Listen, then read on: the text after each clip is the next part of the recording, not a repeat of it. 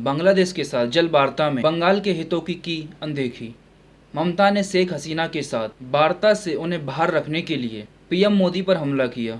पश्चिम बंगाल की मुख्यमंत्री ममता बनर्जी ने सोमवार को केंद्र सरकार पर निशाना साधा और प्रधानमंत्री नरेंद्र मोदी और उनकी बांग्लादेशी समकक्ष प्रधानमंत्री शेख हसीना के बीच जल बंटवारे पर बातचीत में उन्हें शामिल नहीं करने पर कड़ी आपत्ति जताई।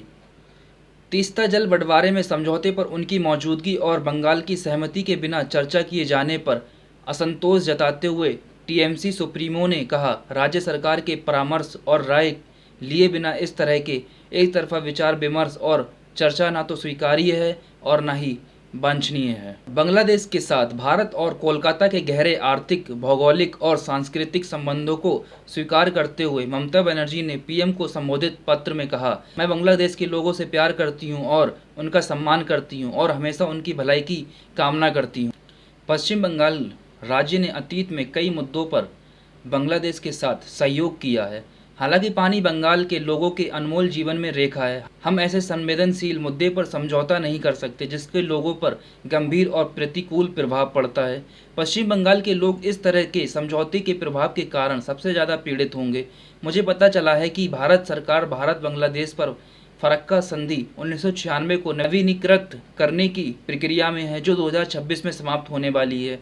ये एक संधि है जो बांग्लादेश और भारत के बीच पानी के बंटवारे के सिद्धांतों को रेखांकित करती है और जैसा कि आप जानते हैं कि इसका पश्चिम बंगाल के लोगों की आजीविका को बनाए रखने के लिए बहुत बड़ा प्रभाव है। और फरक्का बैराज में जो पानी मोड़ा जाता है वह कोलकाता बंदरगाह की पोर्टिंग को बनाए रखता है। उन्होंने अपने पत्र में ये भी कहा कि उन्हें अतीत में कई पत्रों में इस मुद्दे को कई बार उठाया है। उन्होंने केंद्र सरकार से जल बंटवारे के समझौते पर बंगाल की आपत्ति को गंभीरता से लेने और राज्य सरकार की सहमति के बिना आगे नहीं बढ़ने का आग्रह किया। उन्होंने कहा कि पश्चिम बंगाल के लोगों को हित सर्वोपरि है और इससे समझौता नहीं किया जाना चाहिए। हाल ही में पीएम मोदी और बांग्लादेश की शेख हसीना के बीच द्विपक्षीय बैठक के दौरान नेताओं ने तीस्ता नदी के संरक्षण और नवीनीकरण पर चर्चा की है। 1996 की गंगा जल संधि के अनुसार प्रधानमंत्री मोदी ने इस बैठक के बाद घोषणा की कि तीस्ता नदी के संरक्षण और प्रबंधन पर चर्चा करने के लिए एक तकनीकी टीम जल्द ही बांग्लादेश के दौरा करेगी। समझौते के तहत भारत तीस्ता जल प्रबंधन के लिए एक बड़ा जलाशय और संबंधित बुनियादी ढांचा बनाने की योजना बना रहा है। इस विकास ने ममता बनर्जी में असंतोष पैदा कर दिया है, जो लंबे समय से जल बंटवारे के समझौते का विरोध कर रही हैं। उनका आरोप है कि फरक्का बैराज उनके राज्य में कटाव, गाद और बाढ़ में योगदान देता है।